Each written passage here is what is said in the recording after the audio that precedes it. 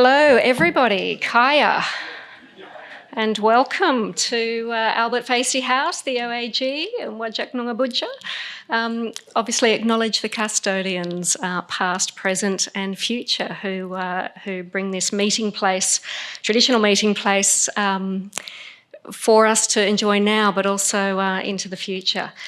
Look, I'm really pleased to welcome you again to one of our Audit Committee forums. We hold these, for those who are new in the room, I hope we get a chance to meet afterwards. But we hold these twice a year. And they're a really special opportunity for state and local government audit committee chairs, GTE chairs, and my office's senior people to come together. We've got about 100 people both in the room and online today to share some good practice, share ideas, a bit of fellowship and reflection and sort of, I guess, strengthening of the arm afterwards with refreshments. So I hope you're able to stay for those. As you will have seen advertised, I have the great pleasure of welcoming Andrea Hall today to speak to us on really climate risk reporting, resilience, and the work that she has been doing from the perspective of the Western Power Audit Committee Chair. Just before I introduce Andrea and give you a bit more on Andrea for those who don't know her in the room, I'd also like to tell you that I've hijacked the agenda somewhat and added an additional guest speaker who's in town and given a sensible conversation that we were having the other day about Josh's perspectives from Canberra, where he leads the risk consulting assurance practice for government and has been working in the internal audit space for Sign for a long time. I wanted to let him share some tips with you, given that the Commonwealth market there has been through many iterations of public sector audit committee, if you like, reform and maturation, and what has been learnt there, sort of some good and bad, but really the tips from the audit committee's perspective to get value out of your audit function, your internal audit function, whether you have an in-house function, an outsourced function or a co-sourced function. And I think you'll really find some value there. So there's opportunities for questions from both Andrea and Josh. I'll also give you a bit of an update on what's happening from our perspective as external auditor of the public sector from recent state sector season results, as well as some things that we're doing internally that you hopefully will see the impact of from where you sit. But let's get to Andrea. So apart from being Western Power, who, for those from the state, know that Western Power delivers. It's the transmission provider for energy in our state. Apart from being on the board and chair of Western Power Audit Committee, Andrea also sits on the ComSuper board, Parenti and Evolution Mining as listed companies, as well as Australian Naval Infrastructure and their Audit and Risk Committee. So she brings a wealth of perspective across sectors, and she was also a KPMG risk and assurance partner for many years. And she's sat both on WA's Council for Chartered Accountants, Australia, New Zealand, and I think Murdoch University Senate. So, you know, lots of great cross-sectoral institutional experience and perspectives here from both the audit practitioner as well as the board member and audit committee chair perspective. So, but I specifically asked Andrea to talk on that climate risk. So given that sustainability reporting is on all our lips, and I can give you a bit of an update on where that's at, although Andrea will touch on that here in WA context.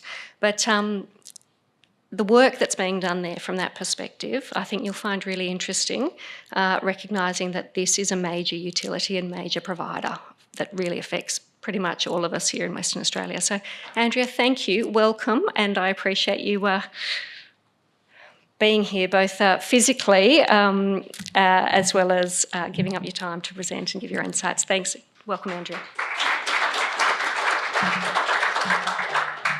Right, thanks everybody. Good afternoon, and Kaya.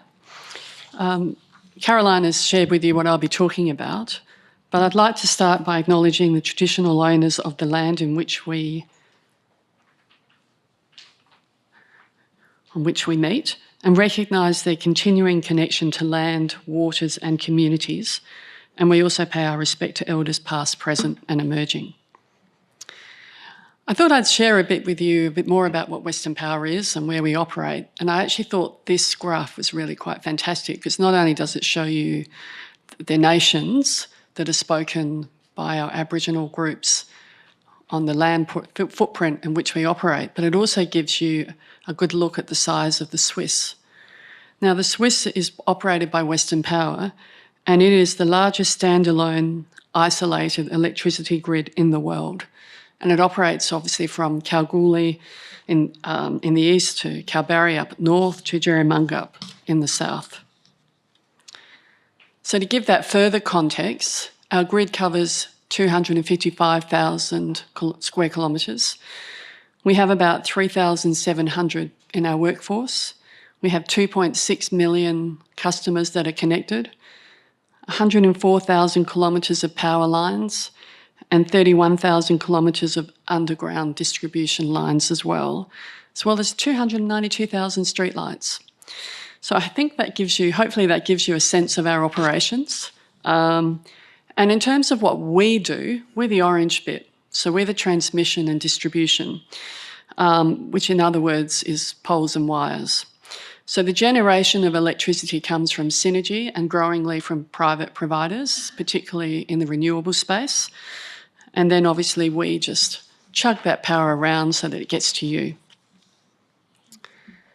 So if I want you to have 3 takeaways from today, and reinforcing Caroline's point around our size, I think that utilities, large infrastructure agencies, large energy users, or government agencies impacted by or responding to climate change policy and risks, you need to start early. And you need to be proactive. This will assist you with the evolving regulatory landscape. I think the other thing that I want to say secondly is that how Western Power, for example, responds to sustainability risk, particularly climate change resilience.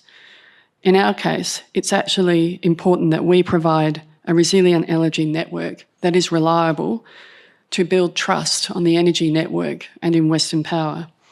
And thirdly, Audit and risk committees now play a role in overseeing climate risk, sustainability disclosures, and its impact on strategic planning.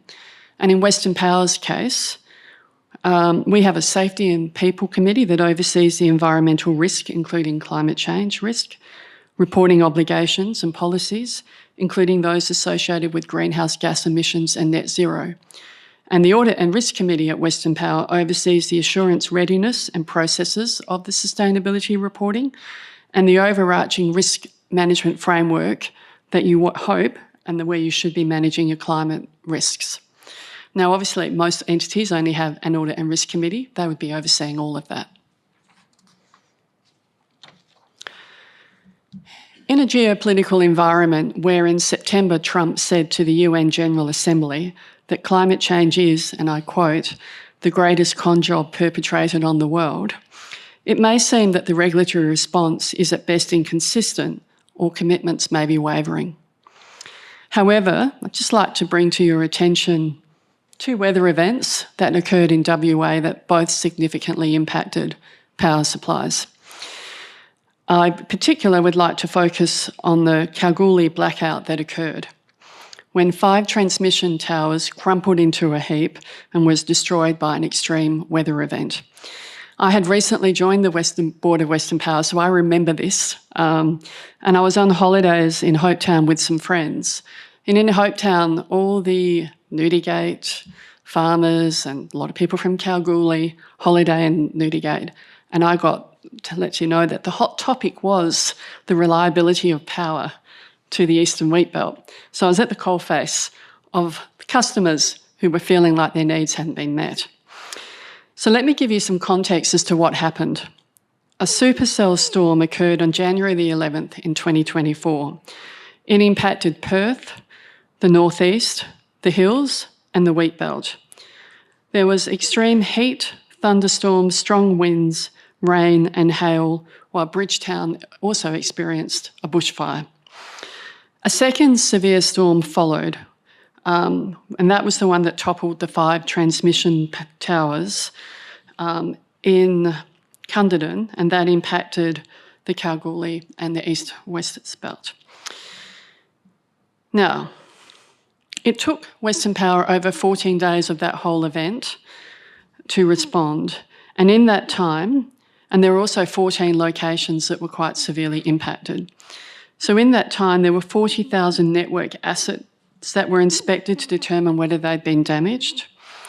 There were 300 plus hazards that were reported and responded to by Western Power employees. And in total, 485 poles, 80 transformers, 51 kilometres of conductor and 118 crossarms were either repaired or replaced in response to those 2 weather events in 14 days.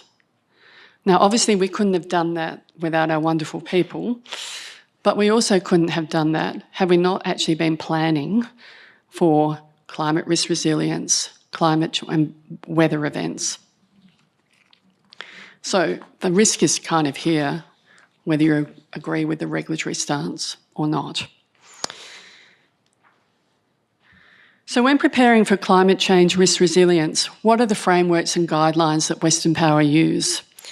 So first, we both apply the National Climate Resiliation Adaptation Framework and the National Adaptation Plans. And these are just really useful guidelines that we use as part of our climate resilience risk assessment. We know that mandatory assurance is now required for Commonwealth entities and also large public entities. So we've looked at that. We're also participating in the West Australian Climate Risk Framework pilot that's been conducted by Treasury and Finance, and they are also drawing on AASB2 as part of that framework. However, and I didn't put it up there and I should have done, it is probably SOCI that has driven a lot of our climate risk resilience work.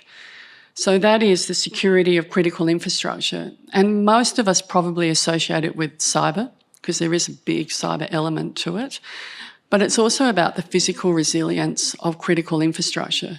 And as part of our preparedness for SOCI, we prepared our initial, I guess probably formal, I suspect it'd been happening informally before that, climate risk resilience work.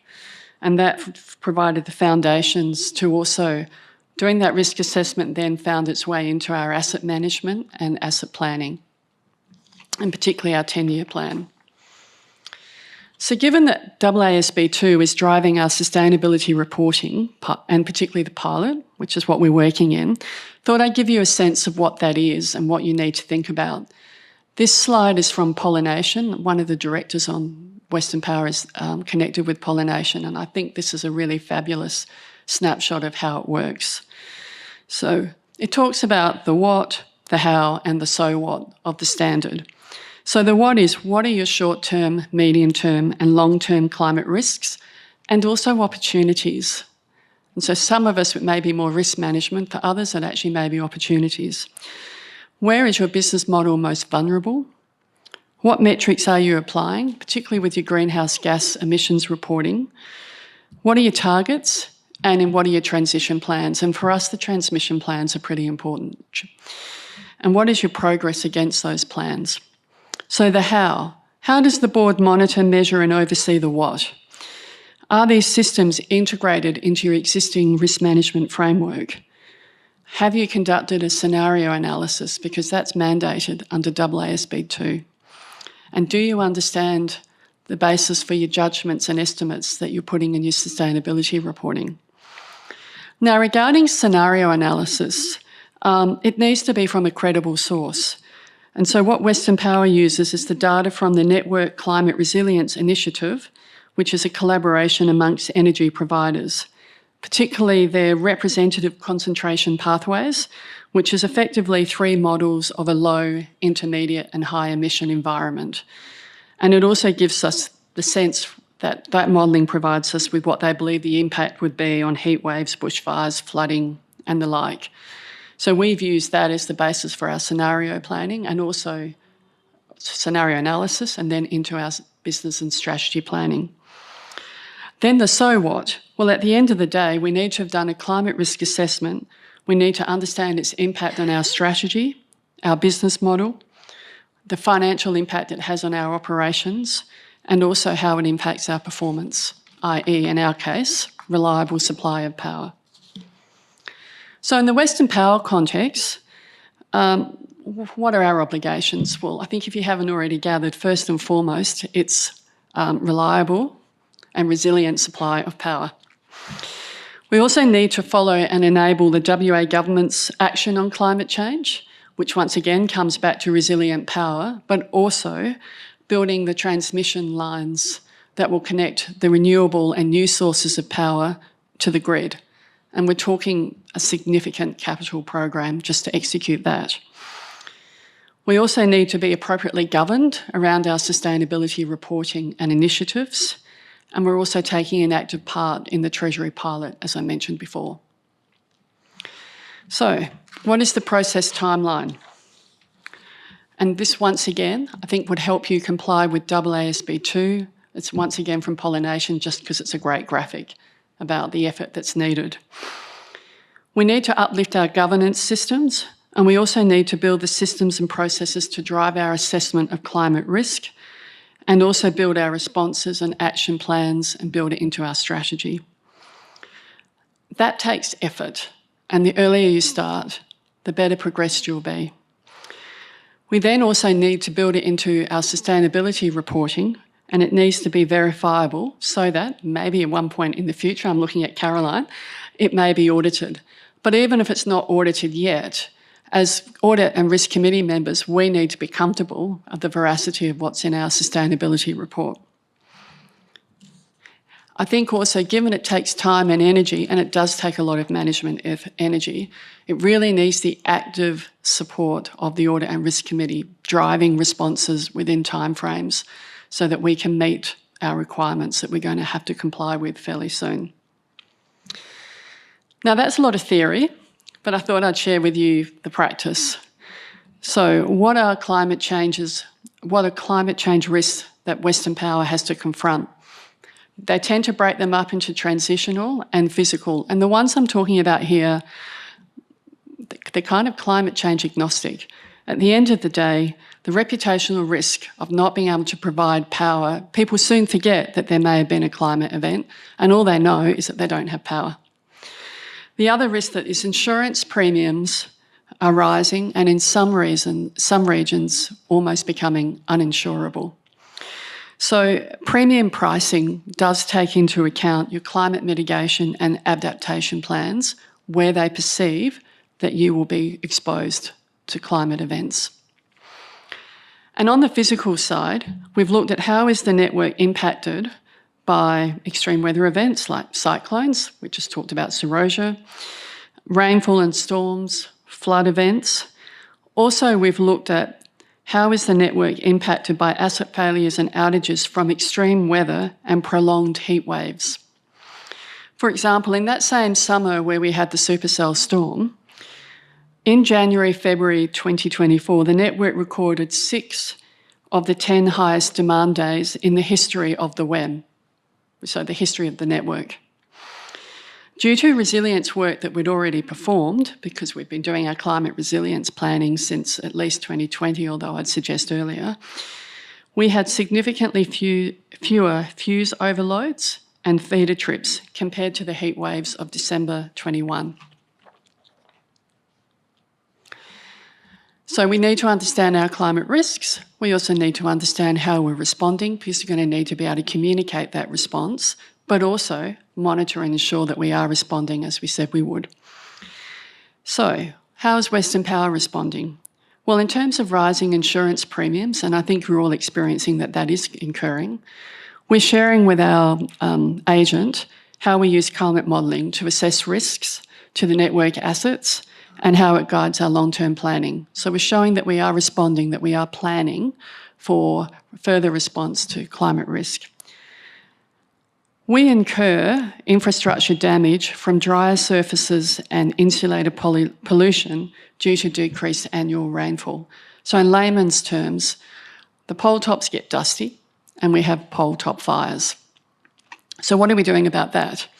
So our response has been more than 22,000 poles have either been washed or silicone treated.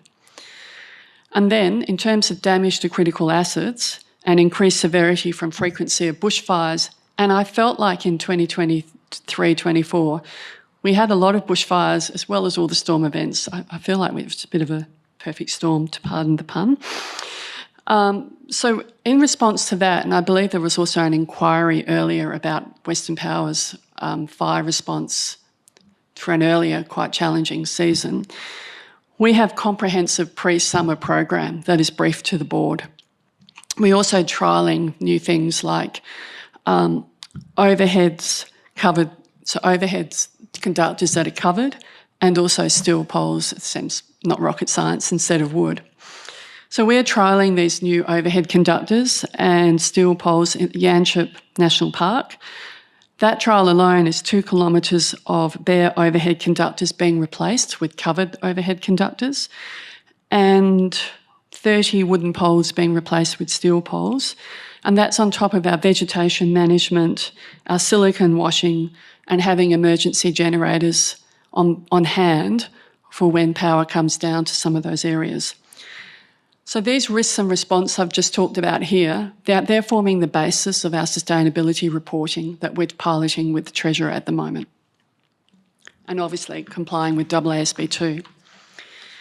The other element of AASB2 is evidence. You need to be able to audit, or as an Audit and Risk Committee member, be comfortable that there is evidence supporting the assertions you have in your sustainability report.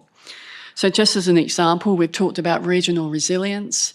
We've now implemented 321 standalone power systems as part of the modular grid to try and provide resilience to regional parts of our network, particularly those that are on the end of a long sort of transmission or distribution line. So that's just an example of an action that we'd be putting in our sustainability report. So what are the lessons learned? Early engagement, key. I think Western Power is, I don't know that anyone would say they're lucky to be regulated by SOCI because it's a lot of work. But one thing it did do for us is actually meant that our climate risk assessments had already been happening and were part of our strategic planning and part of our asset management. Cross-collaboration within Western Power was really key. We had finance, risk, sustainability and operations teams all working together, both in our climate risk assessments, our action plan response, and also our reporting. We are learning and evolving as we go, particularly when it comes to reporting, just like the private sector is. And the scenario analysis, which we've conducted, and I've told you that it has to be from a credible source, has really assisted us understand the potential impacts to our network and assisted us with our planning. And whilst we don't yet need to be audited, we need to plan for it. So I guess this is a call for action if you're not already doing it. Audit committee chairs, we need to take charge here. We need to ensure that this is in our thinking, on our programs and embedded in our governance structures. Early engagement and collaboration is key. And reporting is also important in terms of the actions we've taken, the resilience of our network. So act now and thank you.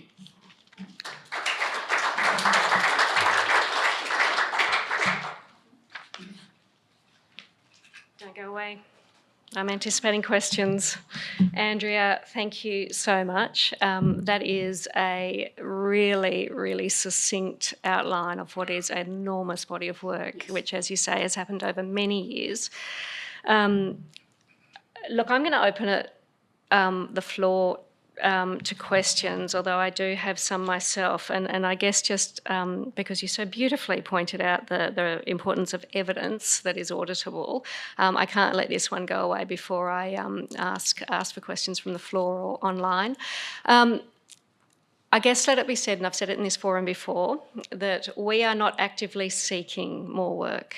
But if the Parliament decides that the public sector must report in accordance with the new sustainability reporting framework, then we will provide the assurance on that to the Parliament and to the community. So yes, getting ready around the evidence. And I guess in this forum before we've seen I've shared that there's been a little bit of enthusiasm we saw, particularly 2 years ago, for statements going into financial statement disclosures and other parts of the annual report that we just had to point out to boards and audit committees that, you know, if this can't be substantiated, it certainly can't go in the financial statements that we sign off on and all the note disclosures. But we were aware that there's a lot of work. And so just seeing the work that Western Power has done and the momentum that's been gathered there and the insights that it's given from a major utility, and my apologies to Horizon and Synergy, you do just cover the Swiss, not elsewhere in the state, and that shows I haven't been a signing officer in any of those audits for a couple of years. You know, this is a major utility that affects all of us. I've said in this forum about, you know, small entities like my office or, you know, the state library or the local public library as part of a local government embarking on big climate risk assessments, where essentially they're takers of the environment. They're not delivering frontline emergency responses and restoration of essential services. They're going to have to be careful around where they prioritise their efforts on that, because it's the impact on major utilities, and whether you're just talking about resilience planning and critical infrastructure security, whether it be physical or cyber, those sorts of aspects are really where it's always been at, and really at the coalface. So I guess that's just the way we're seeing it here at the OAG, but I promise I will hand over the mic. Our Better Practice Guide, we did an audit a couple of years ago, and I can see Cam in the audience there from our heads up our information systems audit around cyber security for critical infrastructure. If you are on a utility board, and I know there's also health entity representatives here as well, please have a look at that. If you missed that one coming through, the feedback we've had on that is it's really useful. The one particular utility that we audited to inform our tailoring, if you like, of those national principles and requirements, said that the work we did was invaluable, but we've only done one. And those will know who it is if they were involved. If you don't know that your entity was involved, I would really encourage you to look at the Better Practice Guide and make sure you're doing that work around testing your resilience, not just in the cyberspace, but in the physical security space under that framework, and understanding exactly what's been done by the entity that you're have the privilege of having a governance role with. Now, hands up for Laura to bring you a microphone if you'd like to ask a question of Andrea. Alan. Andrea, how are you? And Laura's got a microphone so those online can hear you, Alan. It's been a very long time. Yeah.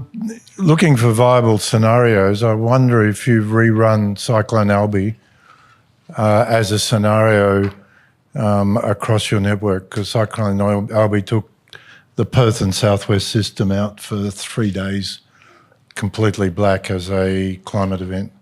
To be honest, I don't know whether we have, but I do remember Cyclone Albi.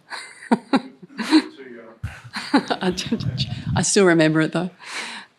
Any other questions?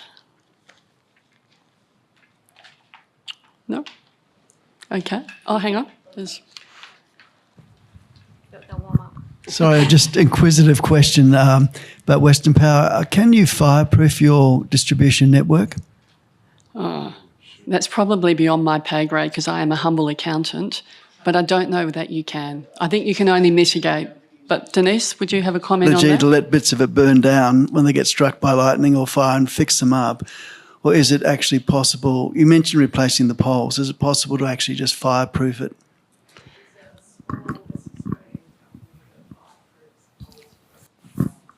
Sorry, I didn't hear that.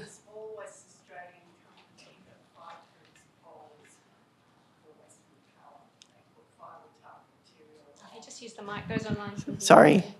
For those online, I'll repeat. There's a small West Australian company that fireproofs poles for Western Power. They apply a fire retardant coating to the first couple of metres, and that makes a significant difference. I think it does make a difference, and there are things you can do, but on a really hot fire, I don't know that they make a complete difference. Denise, did you want to comment? Denise is our chair, by the way. She's also an engineer and far better to answer these questions than me. The short answer to the question is it's scientifically possible. It's economically unrealistic. Yeah. And, you know, there is so much pressure with the decarbonisation of the grid about making sure that electricity remains affordable. And Victoria is another grid that they've had a lot of challenges around pole top fires recently, and catching up with some of the practices that we've got. The East Coast, life's a lot easier because it just rains a lot more over there. So, yeah, naturally those sorts of things are easier to deal with. But we've got the pole top fires, California, a lot of pole top fires over there as well. And it is a question around risk management and what you think is as low as reasonably practical, given you've got to be able to have affordable energy for everybody as well. Thank you. I have a different question, Andrea. For those who don't know, Sandra Labuschagne, Deputy Auditor General and Signing Officer for Western Power. Yeah. She comes to every audit committee, so she knows whether I'm telling the truth or not. Anyway, let's go. Right. So from an audit committee chair perspective, what kind of information would you be looking for to gain that assurance that the entity is not actually just spinning a whole lot of tales? What is it that you'd be seeking?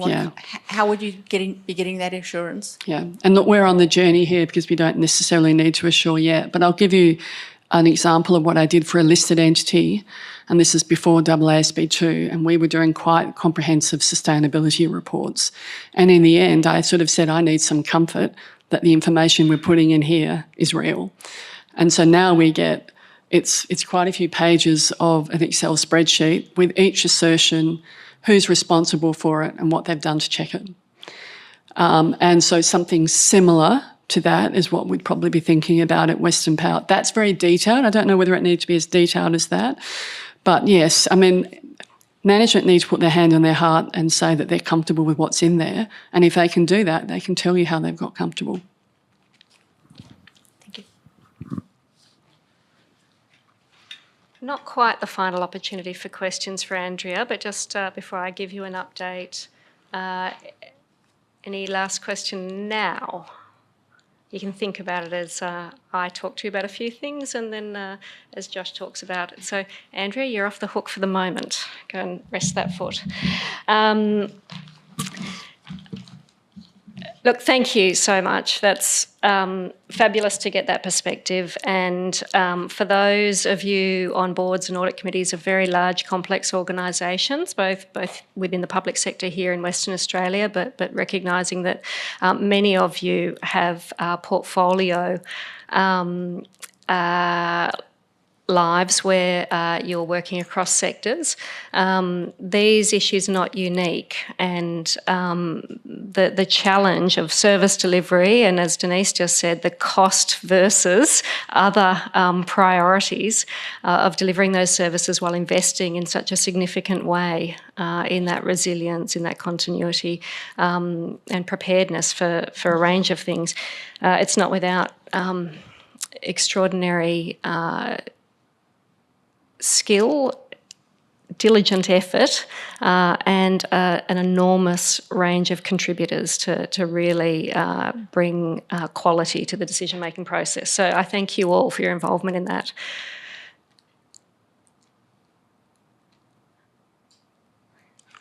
So I'm going to take you through the update. As I said, these are preliminary results from the state financial audit season that culminated in the whole of government accounts at the end of September.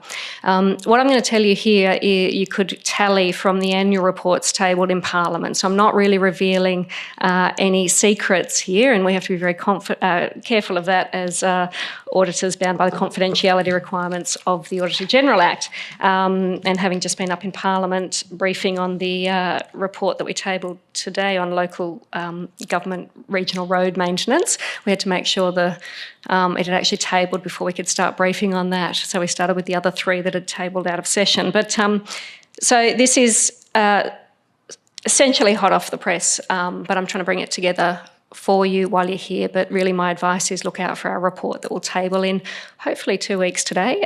We'll see how the final procedural fairness and quality control processes go. But I have some good news. This chart shows the number of audit qualifications over the last 10 years, the number of entities in the light blue bar, and the number of qualification matters reported in audit opinions across the state sector. And I said to you last year, 2 years downward is a trend. I'm banking it, keep working hard, and we'll get there. We'll keep bringing it back to that background noise level pre-COVID, and we might just get there. So thank you all for your diligent efforts and the work of your finance functions, CEOs, the Premier, the Treasurer, the ministers, all were going hard on addressing audit qualifications. These are qualifications across financial statements, because we give 3 opinions in the state sector: financial statements, controls and KPIs. And so we can see that that wonderful downward trend is encouraging. And there's always a however with auditors, isn't it? That we did see an increase in concerning expenditure, procurement and some payroll matters. So those are significant matters. For those of you on health boards, you'd be aware that we qualified the Department of Health over a direct payment pathway exemption that had been used by the department, but also by all health service providers.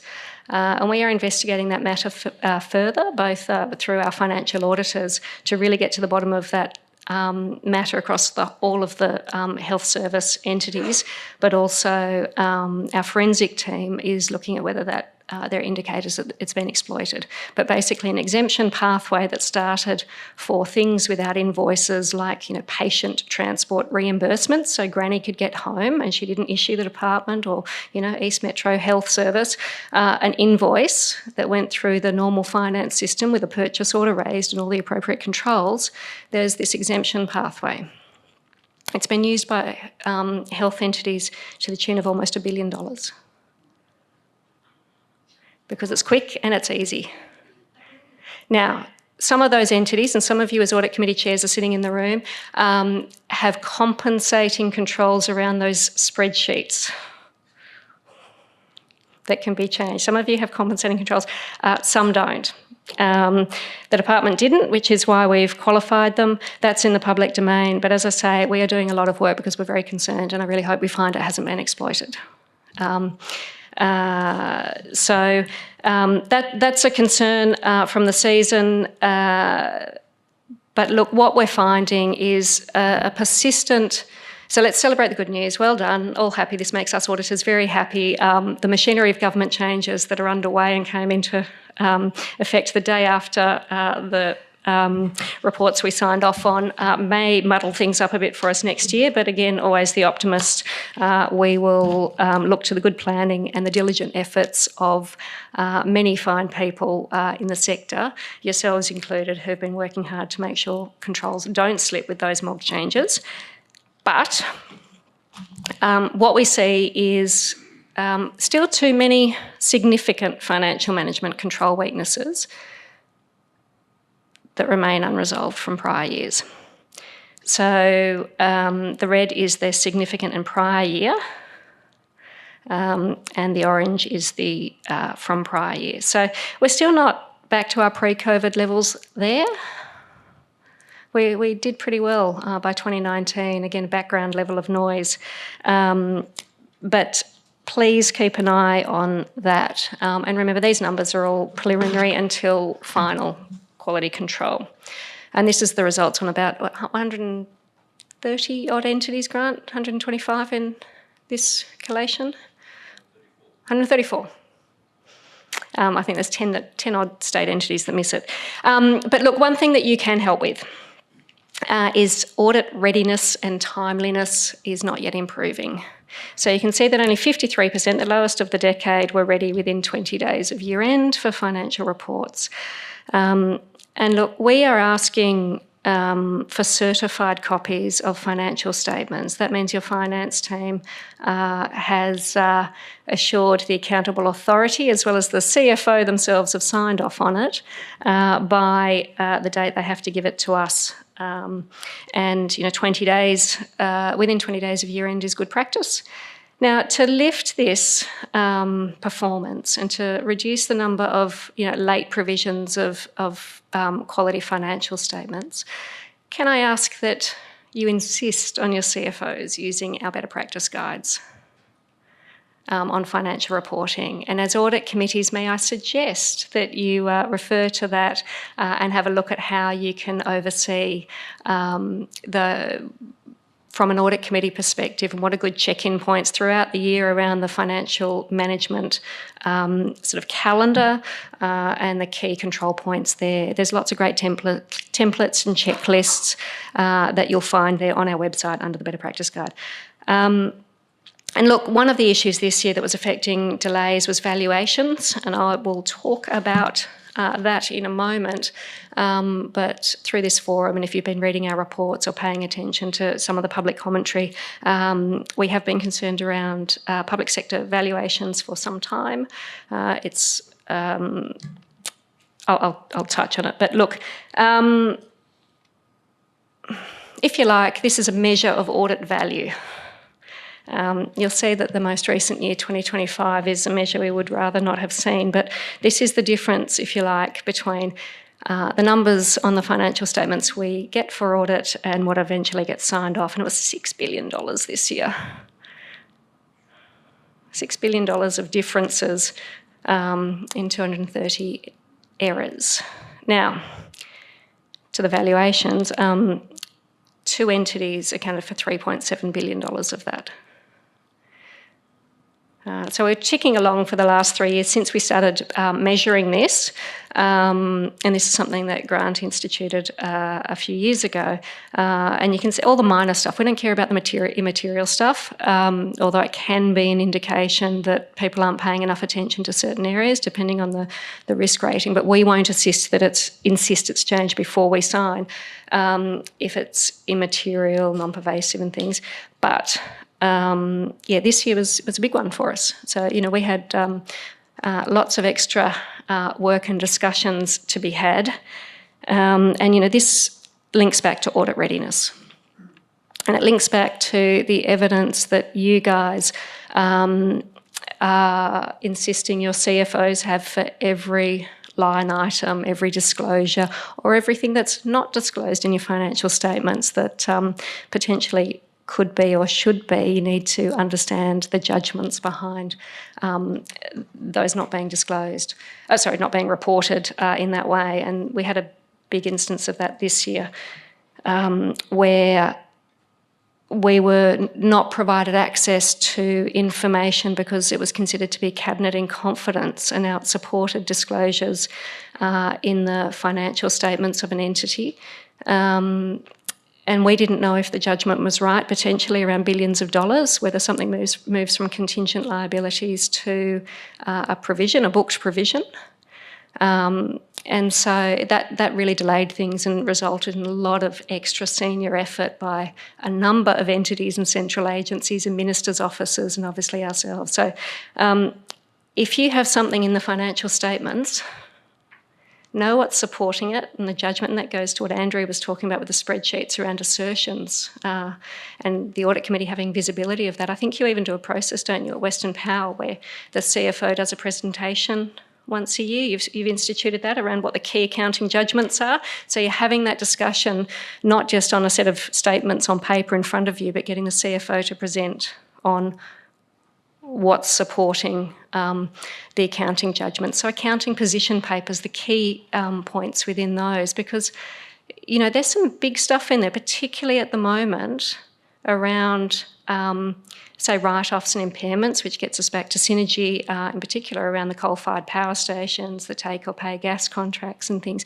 If the board level isn't engaging with these major either write-downs or valuation issues in the statements, not only does it not give us confidence, but it should raise concerns for you around the amount of information, like the quality and nature of information that's coming to you as a board, and really the capability of senior people or key functions within the organisation. And that ability around, as Andrew talked about, that cross-collaboration across the organisation and the importance of that. You know, your finance people should be able to have those conversations around at a senior level, what's there, what's not in the statements, and explain it to others. I realise there's a slight error on there, and if attendees would like copies of these slides, it'll be amended slightly. But look, the big one there is valuations. We continue to see areas where, for example, assets held in, and this has been in their tabled annual report, so I'm not revealing anything that hasn't already been put into the public domain, but the continuing process of where, say, housing authority or another public entity holds assets, they've been marked to market, if you like, over a number of years, so held at fair value, and then it's decided that something else will be done with the land or be developed in a certain way, and it might be given to our friends at Development WA, and based on what they're going to do with it, and, if you like, the hurdle rate they need to achieve to make it work for whatever social outcomes or green space, or whatever the parameters might be of that development, clearing and decontaminating the site, it will be written down in the entity that holds the asset significantly. So one example a couple of years ago was Bentley 360 going from $53 million in housings, $13 billion worth of assets, down to 2.3 million, I think, to transfer to Dev WA. And now that development is proceeding. It's going to be a wonderful new suburb and things. But my concern at that point was, one, what does that mean for the value of assets held in housing for the remaining assets? Are they at fair value then? It's just raised a question of the other 13 billion, the remaining 13 billion held. Potentially, and that needs to be satisfied from a reporter and auditor perspective, but also perhaps more importantly on individual asset basis, the transaction accountability for making sure that a public asset is being recognised at its value, and that value visibility when decision makers, whether they be within government, central agencies providing advice, the minister signing off it, or Dev WA taking it on to do the development and bring a community to life, is that clear what the write-down has been and the cost, if you like, of either that green space or social housing. And so those issues are... we're really pleased that, and we've been engaging with Treasury and Landgate and ministers' offices on this, just to get that value visibility. And there's some restrictions around the Dev WA Act or the WALA Act that makes things a little bit difficult. But if we can make sure that really entities understand those reported values, they understand the values they're receiving. So for most of you, you're not going to be transferring land to Dev WA, although it may come up, so I wanted to raise awareness, and we've got a body of, if you like, considerations on that, but guidance will be coming from Treasury for the state sector. But really, the key point is that when you receive a valuation, or your entity does, at year-end, say year-end valuation, whether it comes from the Valuer General's office or a private valuer, understand the basis of the valuations and the reasons for the movements, and understand the reasonableness of that. Because essentially, when you give us a set of financial statements, you're saying that you agree with those values, you back them, there's supporting evidence, a reasonable basis. And we have found in almost every case, people are just blindly accepting that piece of paper. And that's not the required standard of a CFO or those charged with governance. You back the numbers that you give us on paper, and That's what accounted for a lot of that, those errors and movements there, because people hadn't done the work required to understand the valuations.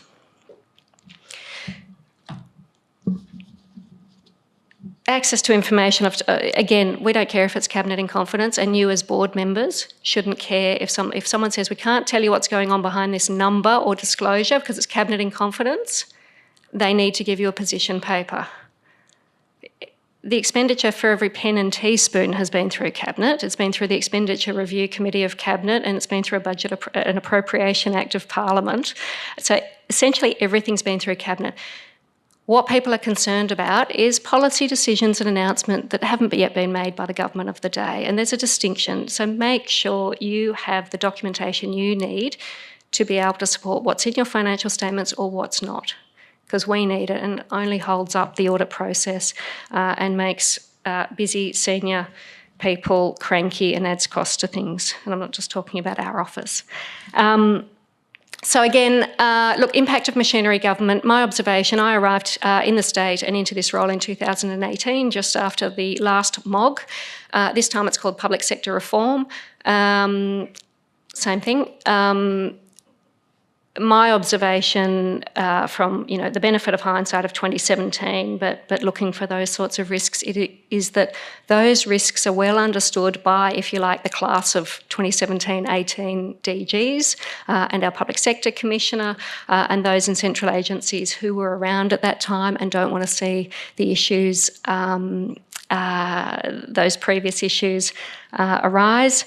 But when you mix things up like you're doing, and you've got 1,400 people moving there and a share of the corporate services budget and functions, and people fighting over, well, not just budget, but the sort of the capability, the skills as well. It all seems to be done pretty well, but there are risks here. And what we saw is the risks didn't necessarily emerge in the year of MOG. People were paying attention. It was a couple of years later where people didn't know what band-aids were holding things together that we started to see the rise in qualifications.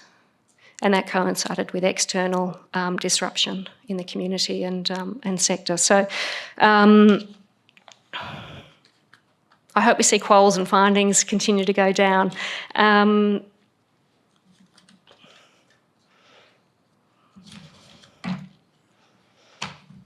Again, I just remind you, the OAG tools comment was really, please look at our better practice guides. If you haven't been there for a while on that section of our website, have a look at anything that looks interesting. And if you think we should do one, please suggest something that's not there. We're really happy to, I don't necessarily want to keep producing those better practice guides if someone else wants to do it. If Treasury wants to do it, very happy for them to do it if anyone else wants to do it.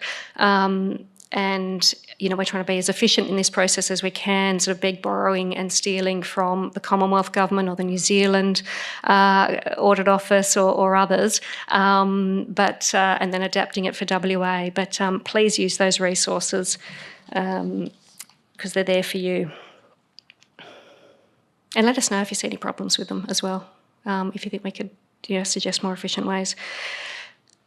Information systems audits. Now, again, we look at general computer controls of 40 or 50 state government entities. And I'll just get straight to the punchline. 80% of the findings relate to information and cybersecurity weaknesses. You're really good at the physical security, the change management, the IT operations, the stuff you can see and the stuff that we experience as users. We notice when we can't log on to our network. We notice often if the server room door is open or got a bunch of, I think we went to some local governments and looked at their physical security of servers, and we found it with the barbecue and found it in a unlocked storage room with. There were some good photos in that report when the teams got out there. But look, state sector is doing okay on the other stuff, on the stuff that's now routine, but it's staying up to date with the security stuff. But not to just be focused on the bad. The number of findings overall has come down in information security. So well done to you, to your CEOs, accountable authorities, DGs. Well done to your CIOs for prioritising that. But making sure the significant ones that are outstanding from prior years have been addressed is really important. Just some tips from Cam and his team in particular around,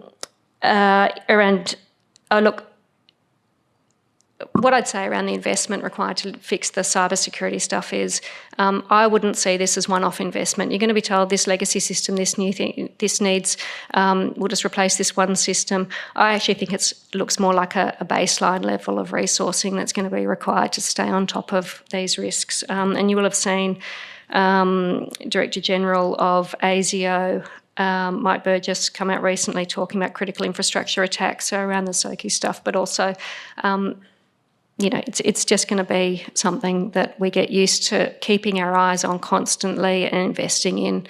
And look, our Office of Digital Government out of Premier's Department is really doing some good stuff. So keep up to date with their resources, and I'd suggest you ask your CIOs how they're engaging and staying on top of their work. But don't expect, the requests for capital investment or the observations to be something that will go away, is my assessment.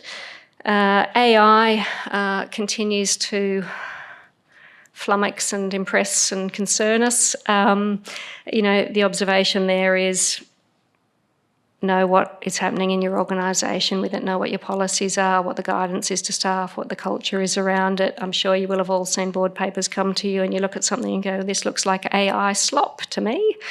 Someone's put in, what does a trend going up and down look like, and come up with a really generic response. But beyond that, if you're using it for risk assessments around, say, regulatory activities, if you're using it to really inform important decisions, you need to know what the black box is being used for, where your data, your organisation's data, particularly sensitive personal information or any confidential government information is going, and it shouldn't be going outside your walls, but also contractor use of AI is important. Please talk to us if you're using it, if you're embarking on things. Internet of Things and operational technology. Look, the important point here, and we're going to have a case study of that in our upcoming IS audit report. Point of sales systems, CCTV, lighting systems, that IoT, if you putting these on the corporate network raises risks. Understanding how those risks are being managed is important. The operational technology, if we're going back to major infrastructure and particularly critical infrastructure, things that used to be managed by, people going out on site to sort of open the valves of the water or flick switches in person, is all being done from elsewhere now. And typically that's being installed over years by engineers to make lives easier, reduce travel costs, to manage budgets, and they haven't been thinking about cybersecurity. So there's risks there, we've seen them, and again, a good place to start is that better practice guide. We're also looking at 7 government agencies' Microsoft 365 cloud app controls. It's only 7 government departments. It will be relevant for all of us because we all have these and we rely on Outlook and Teams and a bunch of other Microsoft products. And so making sure we understand how the security settings are configured is important. Not to forget local government. And that's where a focus of our not just financial audit season, peak season, is at with Grant and his team. At the moment, we are aiming to sign off on 140 odd audits by the 5th of December in local government. I think we've done 10 or 12. The number of audits to be signed by weeks is looking a bit scary.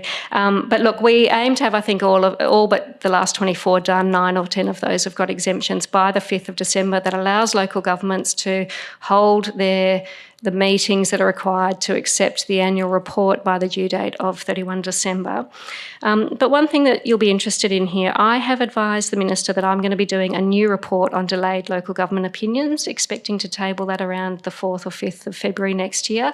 And what that is going to do is it's going to provide transparency to the Parliament, but essentially the public and the Minister, and ratepayers themselves around why their local government's audit report is late. Sometimes there are legitimate, mundane, routine, unavoidable, understandable reasons, but sometimes we have all the information in our office around local governments such as in the last 6 months, 8 months, 10 months, Kalgoorlie and Nedlands. You know, where we hadn't signed off on the opinion and we knew all the issues for some of those, and commissioners were appointed, or there was talk of amalgamations and things around the issues. And Tim's sitting there with the Coolgardie one. If you haven't read the Coolgardie the management letters that were made public by the local government, they're works of art in terms of outlining the particular issues. And look, this is something I'd like to go into in May next year when we have the local government sector results in full, around just the extent to which we do that additional work to help get the opinion finalised versus issuing a proxy opinion and just wrapping the thing up and moving on, and essentially coming back next year and doing 2 years' worth of audit. But that's something that we're talking about there. But in the interest of time and recognising that we need to see how this season goes, I'll come back to this next year. Some of you may be here under the new regs in the Local Government Amendment Act, requiring audit, risk and improvement committees and independent chairs and things. And look, this is obviously something we support, and that you'd be aware, I think, that there's other changes in the local government space around Reg 17 compliance controls reports becoming the responsibility of the local government rather than the CEO. That sort of lifts it up to be more like a board and management structure like we see in entities in other sectors. But look, we welcome that change too. We think that will be beneficial to both look at controls in that way with that lens from the local government and audit committee level rather than just the CEO level as another source of information. And tenders. We're about to start another tender round for local government, and we're starting to see fees stabilise. So I'll talk to you, just touch on briefly some internal things that have been areas of focus for us as an office. Our communication to you as part of audit entry meetings and exit briefs and things is something that we are really looking to uplift, because not only are clear messages, more efficient messages, more actionable messages, it also means that you know where to ask and whether you're getting value from the audit process. So the exit brief template we have revised.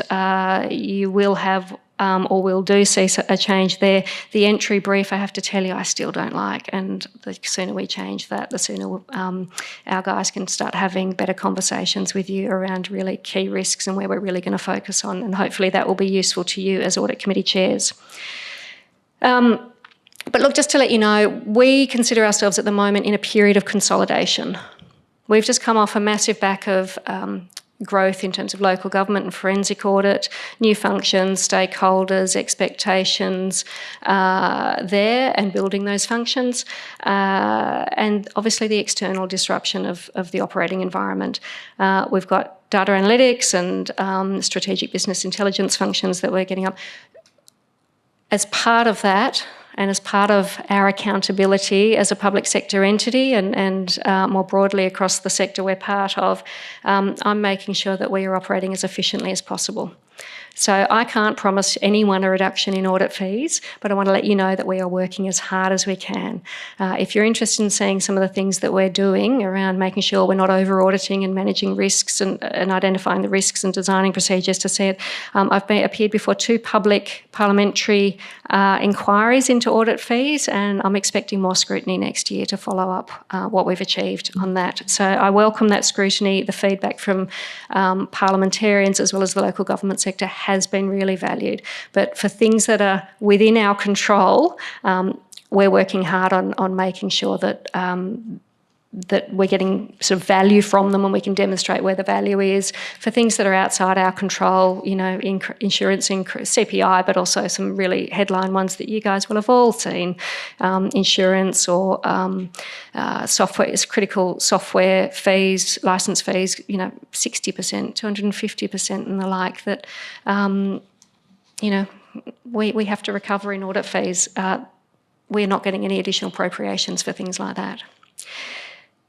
So, if I can just touch on current reports, I've mentioned local government road maintenance, condition data. The main message for that is you don't have condition data, so you can't tell people what the condition of your roads is, and you completely ruined the whole objective of that audit, which was to say, you know, in the concept of roads, rates and rubbish, the 3 R's of local government priorities. If you're saying there's not enough money, prove it based on the condition of your roads.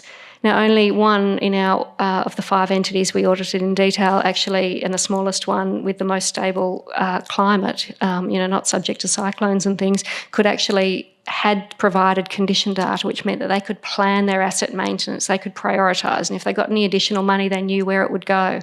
And so, look, the only thing I'd say if you're on a local government entity, but we're all ratepayers, is to understand that encouragingly there's new technology and there's some really good practices out there that means that things like the condition data that the finance team is getting for a local government financial audit or reporting purpose can just be tweaked a bit to give you good information for asset management, and it requires the finance team to talk to the engineering team, which isn't happening. So it's not as big a daunting ask as it might have been. We've got some other audits coming out in as early as potentially next week on the valuation of land, local government gifts and benefits, how the national principles for child safe organisations, so coming out of the Royal Commission, how that's been addressed by WA. And look, a bunch of other things in prospect for next year they're all published on our website as they're approved and commenced. So, the special additional item that I'd like to introduce is really an opportunistic one. So I would like to welcome and thank Joshua Chalmers for agreeing to speak today. So Josh is a managing director with Sign, based in Canberra, but does work mainly on the East Coast, but across Australia. But our paths crossed over 20 years ago, where Josh's firm won the contract for the largest Australian outsourced internal audit contract with the Commonwealth Department of Finance, and your firm won it from the firm I was working for. But it was a conversation that we've had in recent days since you've been in town, where I said, so what's happening in the Commonwealth internal audit space? Anything we can learn? Internal audit has been here for quite a long time at the state sector, but not the independent chairs, and it's ramping up in its maturity for local government. And some of the tips and stats that I think you can share will be interesting, including around audit hour, the percentage of things that audit hours. Ratios. Yeah, exactly, for delivering internal audit, and that matches the drive I'm on internally with my office. But Josh doesn't just have that audit service provider experience. He's on the board and chairs audit committees for Australian Alcohol and Drug Foundation, Australian National University, and you've been organising the chair of that Institute of Internal Auditors Public Sector Conference for a number of years. So, look, really grateful that you were happy to be hijacked for 10 minutes or so to come and speak at the forum and share your insights from the Commonwealth. Josh, over to you. Thanks, Caroline, and thanks for having me. I'll acknowledge that we're on the lands of the Noongar people here today. I'm from Canberra, which is Ngunnawal land, and I pay my respects to their elders past and present. As Caroline said, I've been in this internal audit, governance, risk, compliance game for 27 odd years, and I've delivered hundreds and hundreds of internal audit type reports and reviews to folks like yourselves. I've also had the opportunity to be on the other side and set up and run large internal audit functions and be the head of internal audit and risk for some large entities. And more recently, in the last 10 years or so, I've had the opportunity to sit on committees and chair audit and risk committees. So I've seen it. I've got a lot to say, but I've promised Caroline I'll keep it pretty short and sharp. So I've reduced it down to 10 tips that hopefully help you guys drive some more value from your audit functions. And so I'll start on the left, a set of strategic direction and performance things, pretty obvious, pretty basic, but I'll run through those and hopefully give you a bit of a spin on those. On the right-hand side, it gets a bit more tactical, but a bit more interesting and perhaps a bit more contentious. And Caroline's told me that this group of people doesn't mind a bit of direct talking and a bit of contention. So the first one on the top left, I think there's an opportunity, generally speaking, for audit and risk committees to take more responsibility for the audit function. A chief audit executive is in a really tough and tenuous position, generally speaking, and if they don't have a strong champion in the chair of the audit committee and the audit committee generally, they can at best become misaligned with what the priorities of the organisation are, and at worst they can become captured and or they can become irrelevant pretty quickly. And an audit function that doesn't have the ownership from the board and audit committee pretty quickly becomes irrelevant and reasonably dysfunctional in my experience over a few years. So there's an opportunity there for you guys to make sure that the chief audit executive, the audit function's got the right lines of reporting, that it gets the correct access to the executive, and frankly that there's a tone from the top that's happening that sets up the audit function for success.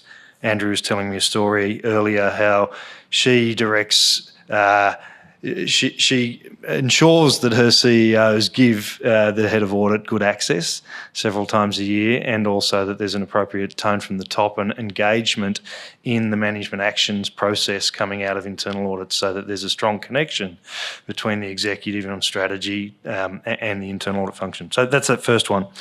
The second one is driving and influencing the scope of the internal audit function or the service catalogue. Now, that sounds pretty boring, but more and more we're seeing audit functions get given a whole bunch of additional activities that are taking them away from delivering audits. And, you know, you could argue some of those activities are value-adding activities, some of them are not. But increasingly, I would encourage you to look at what they're being asked to do, what's in their remit, is it in their charter, is it not in their charter, and steer that effort back to delivering independent, objective advice over the system of internal control and risk management for you guys to execute on your charters. That's the second point. The third point is understand and influence the total funding of IA. I see audit committees all the time when the annual plan comes around. They look at how many numbers are on the annual plan, how many days, how many audits. Oh, yep, that looks good. Have you got enough funding? We ask the right question. But it sits there. We usually don't say, well, okay, that's that many days, but how many dollars are going through the operating unit? How many dollars translate into actual audit days and actual value in terms of what you then go on to track? And one of the main messages today is that there's a very big and growing delta between the dollars that goes in the top and the dollars that gets delivered as audits. And I'd encourage you to get down to that next level of detail the next time you get the opportunity to understand how much of that funding and how much of that money is actually going to delivering the plan that you approve, or your accountable authority approves with your endorsement, however it works in your particular world. So the next one is ask for an internal audit strategy. Some of those above can be clarified through an internal audit strategy. And I don't mean an annual plan or a 3-year strategic plan. The new international standards require audit functions to have a strategy. And a strategy can be very simple. It can be where are we now in internal audit and where do we want to be in internal audit over a period of time with a few plans and actions behind it. But it should get to things like what sort of value does the business require from us, and how are we going to measure the delivery of that value? What's the depth of relationships that we require? What sort of technology do we need to bring to bear now, and what technology do we need? What capability do we have now, and what capability do we need? So a standard business planning type of strategy is really useful, and your function has to have it, so maybe ask for it and have a look at it and see if you can give them some advice on how to get that strategy in place and execute it on. The final one on the left-hand side relates to that, which is measure performance against the KPIs. And far too often, my view, audit committees look at is your plan on track? And the plan is about half the game and increasingly less.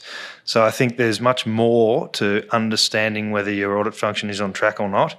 And that short, sharp strategy document should be about what does internal audit, what is it there to do, where is it coming from, where is it going to, and then how do you measure it?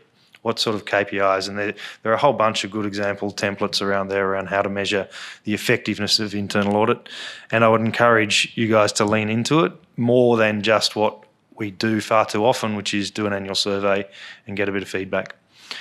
And sometimes not even that. So that's the kind of obvious stuff: planning, strategic planning, execution, performance. On the other side, there are a few more tips. So non-audit efficiency and value goes to that same point around, do we really understand what the function is doing that is not audit days? The industry used to measure non-audit days, and we always had a KPI to keep them between 10 and 20%. 15% is about right. Depends on the size of the function and depends on the size of the budget. But I always aim to have 80% of the dollars, 80% of the total resources, dollars, days, whatever it is, getting onto audits, actually going out and serving the business and doing the core job of the function. I see many, many functions where that number is 50, maybe even 60% plus in terms of dollars and days and hours not going to actual audits. And hence, I would encourage you to get into that and have a really good look at where that time is going. And be careful you don't get sold a story. The story you might get sold, there will be value-adding non-audit services and non-audit activity, and there'll be non-value-adding non-audit activity. The value-adding non-audit activity is engaging with the executive, running the branch, doing the budget, doing the strategy that you've just asked them to do, that type of stuff. But there's a whole bunch of other activities that internal audit functions are increasingly getting dragged into, or just doing just because it's what they did last year, et cetera, that don't need to happen. And it is eating in seriously into the actual value that gets delivered to you guys.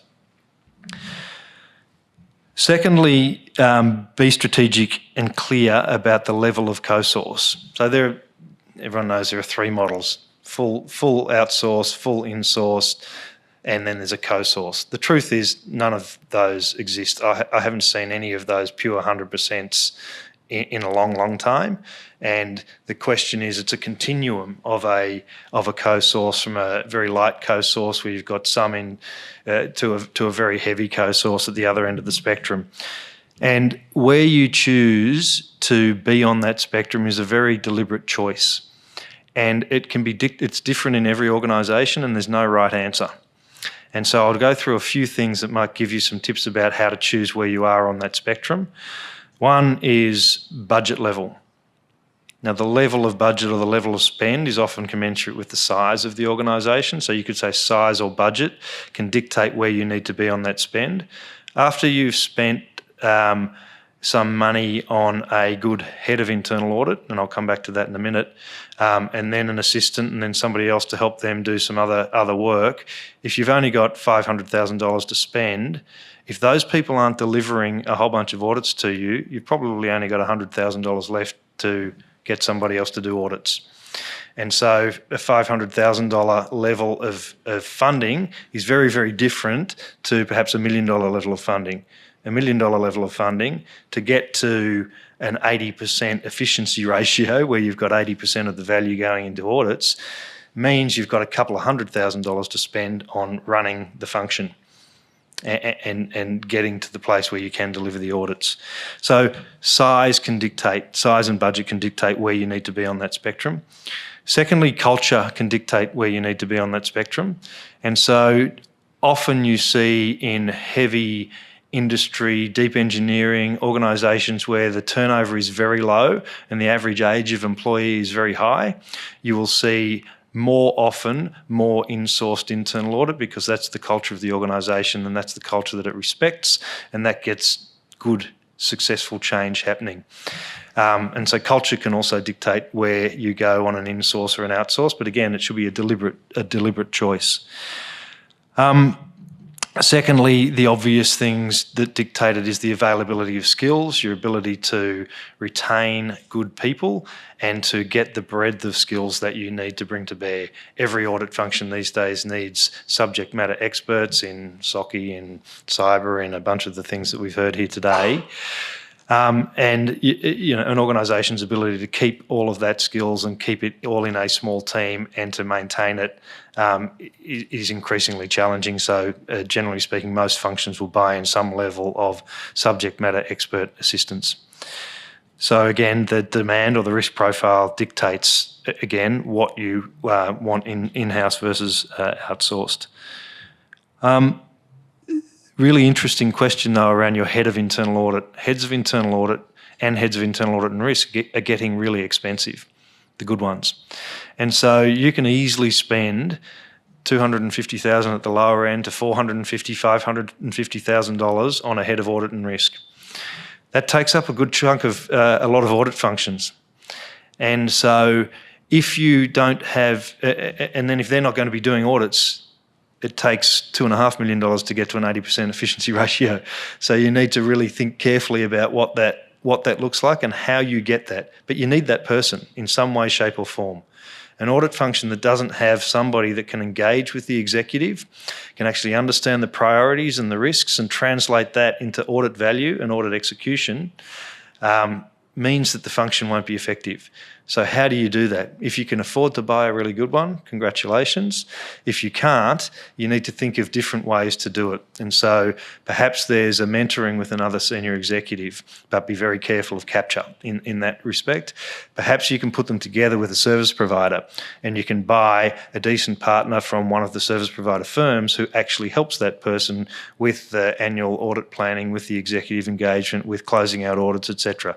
So there are different ways that you can get that really critical head of internal audit role. That doesn't mean that all needs to be embedded in one person.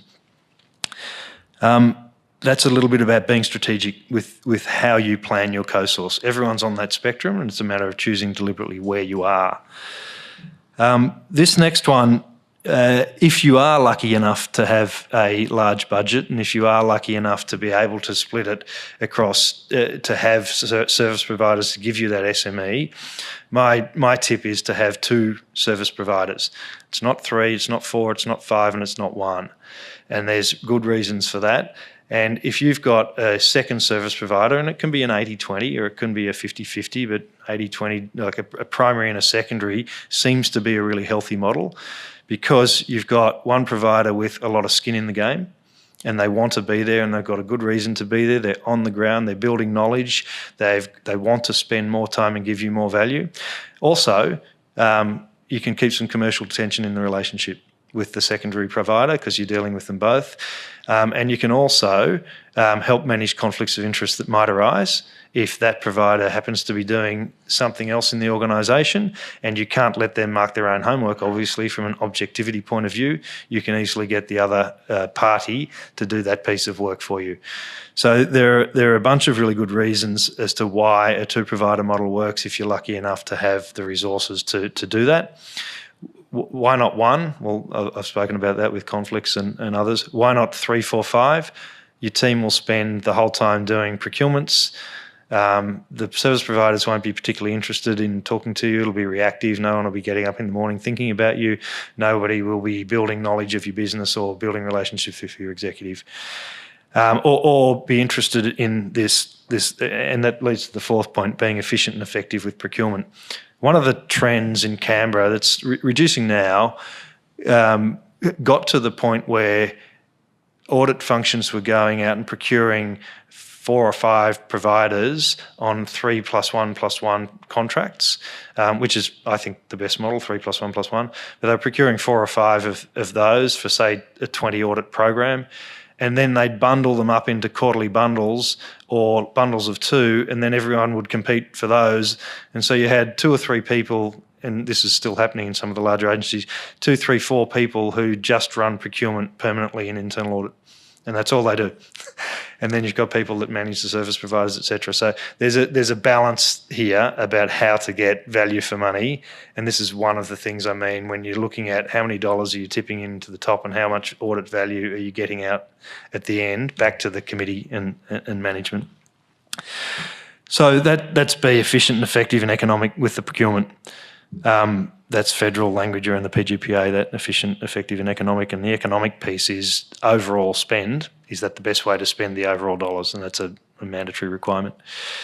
Getting additional value from service providers without additional cost, that's a real art. And as a service provider, you feel it, and you feel where people get great value from you, and you want to give it. And the best scenarios are where you are spending quite a bit of time on site because you are doing a number of different audits, and you are building relationships with the business and understanding it more deeply. It's absolutely no problem to contribute to the annual audit plan, or to give some insights on emerging risk, or to give some additional better practices, or to jump into a risk controls meeting to plan out the controls for a new program or something like that. All of that stuff can just happen as by virtue of the fact that you're on site. And there's a huge amount of value in that incidental contact that can be had from properly managing your service providers for no additional cost. So that's a final tip. Open for questions.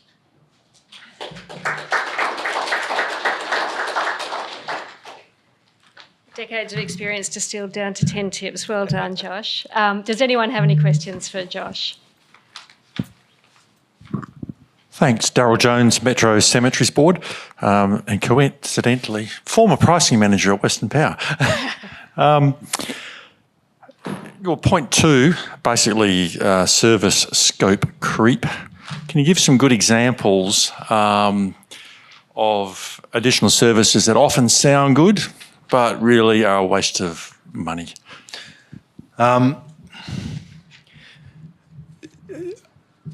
Over-investment in procurement processes is one, but I can give you an example of the drift more than the waste of money, right? Because that's a management decision around where the resources go.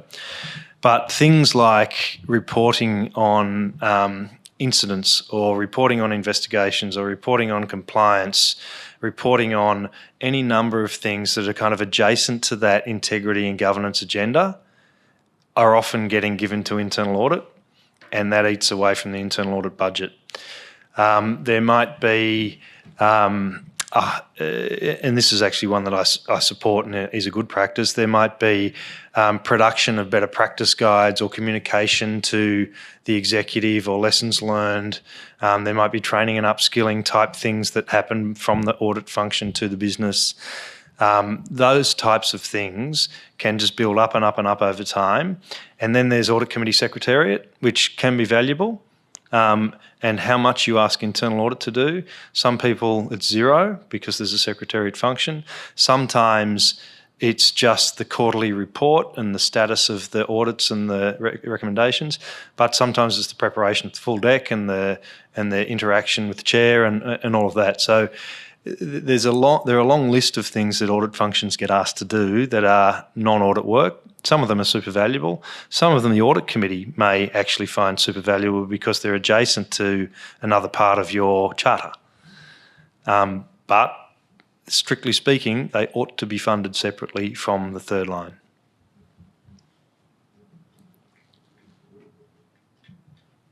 Any other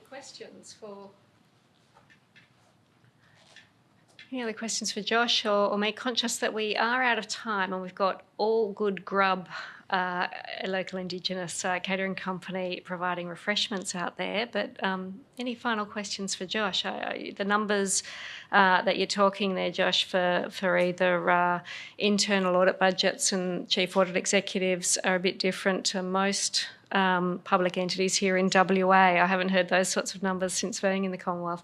But incredibly useful insights that are translatable in terms of getting money, value for money. If there are no other questions, Nikki, anything online that we need to attend to? Great. Look, may I thank you all, Josh, Andrea, for sharing your insights so generously today. For all of you attending in person and online, we look forward to welcoming you back in May next year. And look, just thank you so much for your interest in good governance in Western Australia and your contribution to it. Thank you very much.